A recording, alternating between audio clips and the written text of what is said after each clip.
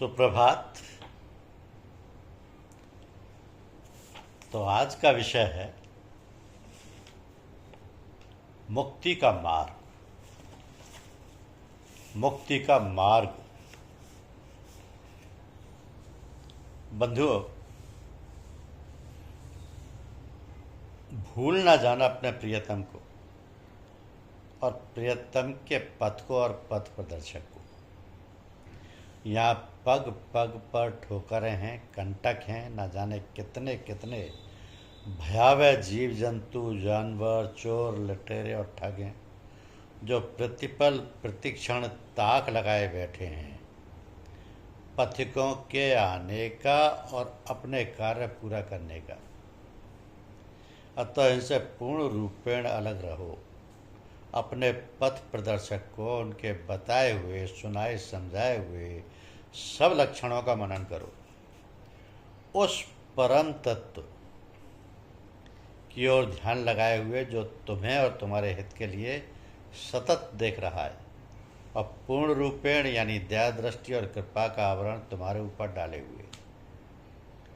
ये सब तो ठीक है, किंतु जो अवरोध तत्व है वह इतने सजीले, रंगीले और आकर्षक हैं कि पथभ्रष्ट हो जाता है और अपने आप को भूल जाता है, भ्रमित हो जाता है कि क्या हमारा लक्ष्य है और क्या हमारा पथ है। यहाँ तो बड़े आश्चर्य की बात है कि पथ प्रदर्शक की इतनी देखरेख होने पर भी प्राणी इधर उधर देखने के कारण भटक जाता है, जो कभी कभी उसके हित में बहुत बाधक हो जाता है।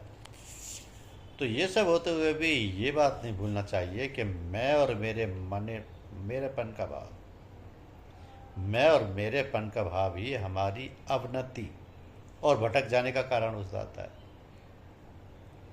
ये देखता है और थोड़ी सी ढील देता है पथ प्रदर्शक कि देखें क्या करता है पथिक, जागरूक है या नहीं, किसी और की ओर, चाटक नाटक की ओर, चमत्कारिक रूप रंगों को देखकर भ्रमित तो नहीं हो रहा है। और फिर पथिक को सचेत करके वह कुछ कष्ट, कुछ झंझट और झमेलों में डाल देता है। तब पथिक रोता है, गिड़गिड़ाता है और ठीक ढंग से अपने पथ पर, अपने लक्ष्य पर आ जाता है। तो जो पथिक विनयावनत हैं, पूर्ण रूपेण समर्पित हैं, अपने को दीनहीन और आश्रित मानते हैं, उनका पथ निरापद और सुखकर, आनंददायक और सुगम रहता है, क्योंकि उन्हें अपने सामर्थ्य और सबल का भरोसा नहीं रहता। उन्हें तो अब बालक की भांति उसी प्रभु का, उसी पथ प्रदर्शक का जिसका उन्होंने हाथ पकड़ा है, उसी का आसरा, भरोसा और सहारा रहता है। फिर तो क्या कहना है, मार्ग सरल, सुखदायक और मनमोहक हो जाता है और उसे भाने नहीं होता किसी प्रकार के भय का या भय की आशंका का, और वह अपने ईश्वर लक्ष्य पर पहुंच जाता है।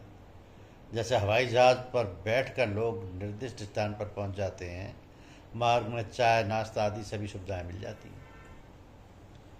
किंतु ये नहीं भूलना चाहिए कि उन्होंने मार्ग व्यय दिया है, अपनी तैयारी की है, टिकट लिया है, जिस श्रेणी का टिकट लिया है उसी प्रकार की सुविधाएं मिलती हैं। तो साधक को उस अंतिम यात्रा के लिए सारी सामग्री और सुविधाएं अपनी सामर्थ्य और क्षमता के अनुसार जुटा लो, सदैव प्रयत्नशील रहो। ऐसा ना हो कि अवसर निकल जाए और तुम अवसर से चूक जाओ। अपने पथ प्रदर्शक रूपी हवाई जहाज की यात्रा से तो यात्रा प्रारंभ होने के पूर्व यात्रियों का यानी उनके सामान का निरीक्षण होता है, उसके बाद जाने दिया जाता है। तो साथ में कोई ऐसी वस्तु नहीं होनी चाहिए कि अटकाव हो जाए और मार्ग अवरुद्ध हो जाए। श्रीमान चचा जी महाराज क्या करते थे कि लोग मन तो दे देते हैं पर निज मन नहीं देते।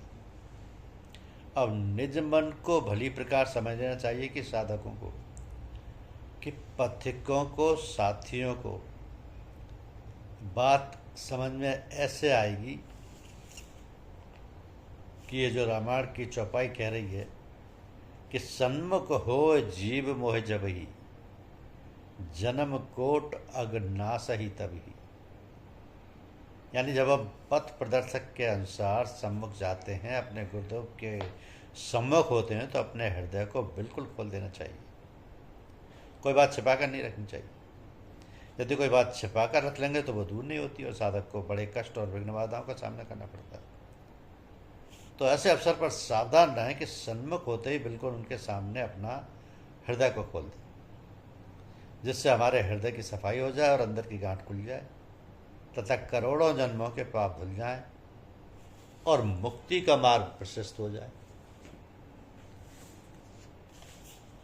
तो मनुष्य जीवन की सार्थकता क्या एक जीवन में संभव है? लोग प्राय पूछते हैं कि सार्थकता से तात्पर्य क्या है। जीवन की सार्थकता का अर्थ प्रत्येक मनुष्य के लिए समान नहीं है, क्योंकि सभी मनुष्यों की बुद्धि का स्तर एक जैसा नहीं होता। सबके अंतर में न जाने क्या क्या इच्छाएं, वासनाएं, अभीप्साएं जन्म जन्मांतर से अड्डा जमाए हुए बसी हुई। इस देह और इस संसार संबंध की इच्छाएं ही पूरी नहीं हो पाती हैं और उनकी श्रृंखला ऐसी क्रमबद्ध चलती है कि आवागमन का चक्र ही नहीं समाप्त हो पाता है।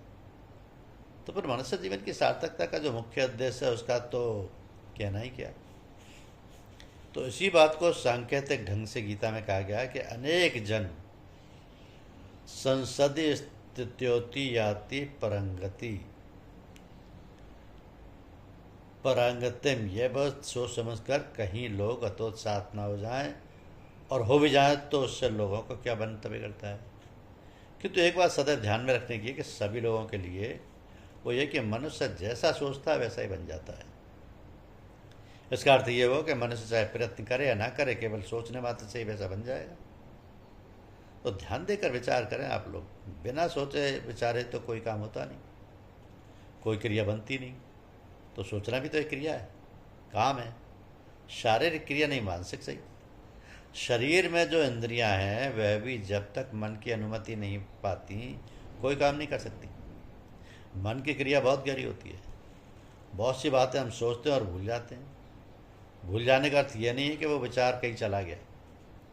वह विचार आपके अंतर्मन में जाकर बैठा रहता है और समय की बाट जोता रहता है। जहाँ अवसर पाता है वही सोचा हुआ कार्य कर बैठता है। ऐसे असंख्य विचार हमारे अंतर्मन में डेरा जमाइश होते रहते हैं और जब भी समय आता है अपना काम कर जाते हैं। ये सब एक जन्म में ही संभव नहीं होता है। इसी प्रकार जो साधना रहते हैं उनकी शब्द साधना ऊंचा तथा सच्चा संगीत है। वह शब्द हमेशा हमारे अंतर में गूंजने वाला है और इसे ही ईश्वरीय आवाज़ कहते हैं। जो सच्चे सतगुरु और संत हैं वही अपने सेवक को शब्द सुनने का भेद और तरीका बतलाते हैं। तो अंतर में शब्द कैसे सुना जाता है और उससे कैसे समाया और लीन हुआ जाता है, ये तरीका वही गुरु लोग बता सकते हैं जो स्वयं उससे कहते हैं और उसी में लीन है और परमात्मा से जुड़े हुए हैं। इसका वर्णन कबीरदास जी ने सूरत शब्द योग के नाम से किया है और यह तरीका सरल है, इसमें शक नहीं। मगर इसके पूरे जानकार और सच्चे सतगुरु बिरले ही मिलते हैं। यह मार्ग यानी शब्द मार्ग सरल होते हुए भी कठिन मार्ग है।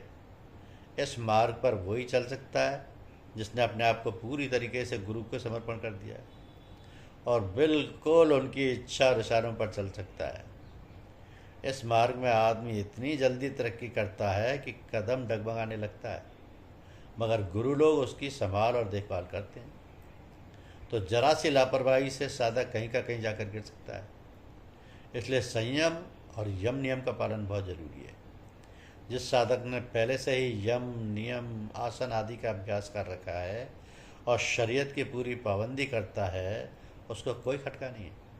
उसे तो गुरु लोग साथ संभाल कर निकाल ले जाते हैं। किंतु जो गुरु से दूर रहते हैं और धर्मशास्त्र के अनुसार उनका रहन सहन और व्यवहार नहीं है, उनको बहुत कठिनाई का सामना करना पड़ रहा है, क्या पड़ता है। क्योंकि आजकल दुनियादारी और घरगृहस्थी का चक्कर ऐसा है कि आदमी को फुर्सत ही नहीं। जो थोड़ा बहुत समय मिलता है उसमें भी यदि भगवान ना रहा या सावधान नहीं रहा तो फिर बड़ी कठिनाई का सामना करना पड़ता है। तो भगवान ही दया कृपा करें, गुरु लोग अपनी सामर्थ्य से उसको साधे रहें, तभी बेड़ा पार है। क्योंकि मनुष्य जीवन का लक्ष्य है मनुष्यता प्राप्त करना। अब मनुष्यता क्या है? अपने आप को जानना। अपने आप को जानने का अर्थ है हमारा जो स्वरूप है उसको प्राप्त करना। स्वरूप क्या है? मनुष्य ईश्वर का अंश है। ईश्वर क्या है? सच्चिदानंद स्वरूप है। सच्चिदानंद क्या है? सत्य चित्त आनंद। सत्य माने जो शाश्वत है, सदैव एक रस है, जिसकी सत्ता में कोई परिवर्तन नहीं होता, जो आदि अंत रहित है, जिसकी सत्ता की कोई था नहीं है, अपरिमित है, तो सदा से ही सदा रहेगा। साथ ही जो चित्त है, चेतन है, उसकी चेतना भी अपरिमित है। जो ज्ञान स्वरूप है, जो भूत भविष्य वर्तमान में सदा है, एक रस ज्ञानवान है, और जो हर समय हर क्षण एक बात का ज्ञान रखता है, जिसके ज्ञान की कोई था नहीं है, ज्ञान स्वरूप है, साथ ही आनंद स्वरूप है, जिसके आनंद की कोई सीमा नहीं है। क्योंकि वह तो ज्ञान स्वरूप है ही, फिर संसार की कोई भी बात, किसी को भी कोई बात उसके ज्ञान से बाहर नहीं है। तो ऐसा जो परमात्मा है, जिसकी परम चेतना सत्ता से ही संसार में सारी चेतना का प्रसार है, और मुख्य बात यह है कि उस ऐसे परमात्मा ने मनुष्य को भी अपने अनुरूप बनाया है, फिर क्यों मनुष्य में इतनी कमियाँ और न जाने कितने विकार और विचार पैदा होते हैं? तो कारण यह है कि उस परमात्मा ने मनुष्य के अंतर में सभी गुणों का समावेश किया है, और उसको ऐसा अधिकार भी दिया है कि वह जैसा चाहे अपने को बना सकता है। उसमें बुद्धि और विवेक का भी सामंजस्य है, थोड़ी स्वतंत्रता भी है, जो और प्राणियों में नहीं है। और जितनी योनियाँ हैं वो सब भोग योनियाँ हैं। केवल मनुष्य योनि ऐसी है जो भोग के साथ कर्म करने का भी अधिकारी है। तो सृष्टि के संचालनकर्ता ने मनुष्य को कर्म करने का अधिकार देकर उसमें अहंकार का समावेश कर दिया है, जिससे जो कुछ वह करता है कि मैंने ये किया, ऐसा किया, वैसा किया, और जब वो कर्ता बनता है तो फिर भोगता भी बनना पड़ेगा। जो कर्म किए उसका फल भी भोगना पड़ेगा। ऐसा जाल फैलाया उस कारीगर ने, उस मालिक ने, सृष्टिकर्ता ने, कि मनुष्य कभी कभी किम कर्तव्य विमूढ़ हो जाता है। अपने अहम के कारण ही मनुष्य में नाना प्रकार की भ्रांतियां पैदा हो जाती हैं और वह भ्रमित हो जाता है, तो विवेकहीन हो जाता है। यह है लीला उस लीलाधर की। तो जो मनुष्य जिस परिस्थिति में पैदा किया है, उसी में रहकर परिस्थिति का विवेक के साथ उपयोग करके, कर्तव्यनिष्ठ होकर, अहंकार रहित होकर, भगवान की देन और की दया कृपा समझकर, भगवान का ही सारा कार्यकलाप समझकर अपने को अलग थलग रखते हुए पार कर लेता है, वही मनुष्य है। सच्चे अर्थों में मनुष्य के अंदर अनेक चित्तवृत्तियाँ हैं और वह सब बहुर्मुखी हैं, अर्थात उनका सारा झुकाव बाहर की ओर, संसार की ओर, विषयों की ओर है। वह उन्हीं के जाल में फंसा हुआ है। तो जो यह समझता है कि सारा खेल, सारी माया भगवान की है और भगवान ही सब कुछ करता धरता है, वो बच निकलता है। इन्हीं सब जंजाल और झंझटों से बचने के लिए महर्षि पातंजलि कहते हैं कि योगश्चित्त वृत्ति निरोध है, अर्थात चित्त की वृत्तियों का निरोध ही योग है। योग से चित्त की वृत्तियों का निरोध होता है, और योग दर्शन बहुत विशद है, वह साधारण व्यक्ति की समझ से परे है। तो सीधी सीधी बात तो ये है कि हम अपनी बहुर्मुखी वृत्तियों को अंतर्मुखी कर लें, सारे वृत्तियों को समेटकर अंतर में ले आए। अंतर में क्या है? अंतर में भगवान का निवास है, भगवान का अंश रूपी आत्मा है। तो वह हमें अपने स्वरूप को प्राप्त करना है। चित्त की धार को जो बाहर को है उसको अंतर की ओर करना है। उलट धार इसी को कहते हैं। धारा को का उल्टा तो राधा हो गया, और धार को उलट कर अंतर में जो आत्मा परमात्मा का अंश उसमें मिला देना, यही है आत्मस्थ होना, अपने आप को जानना, अपने स्वरूप में स्थित होना। यह साधना बड़ी सुलभ है। इसे सत्संग में सुगमता और सरलता से प्राप्त किया जा सकता है। सत्संग क्या है? जो ऐसे लोग हैं, महापुरुष महात्मा हैं, जिन्होंने अपनी स्थिति स्थित प्रज्ञ बना ली है, जो आत्मा को प्राप्त कर उसमें स्थित हो गए हैं, जो आत्म पुरुष हैं, उनके साथ संग में बैठना, उन्हीं से मिलना जुलना, उन्हीं की बताई हुई युक्ति और साधना करने से बड़े ही साधारण ढंग से सब कुछ प्राप्त हो जाता है। इसी कारण सत्संग की बड़ी महिमा है, जिसे सब लोग जानते हैं। तो ये है मुक्ति का मार्ग, जो कि गुरुदेव की कृपा से बड़ी सा आसानी से संभव है, आसानी से संभव है। गुरुदेव की दया कृपा बनी रहे, बस उसे प्राप्त की। शुक्रिया, धन्यवाद।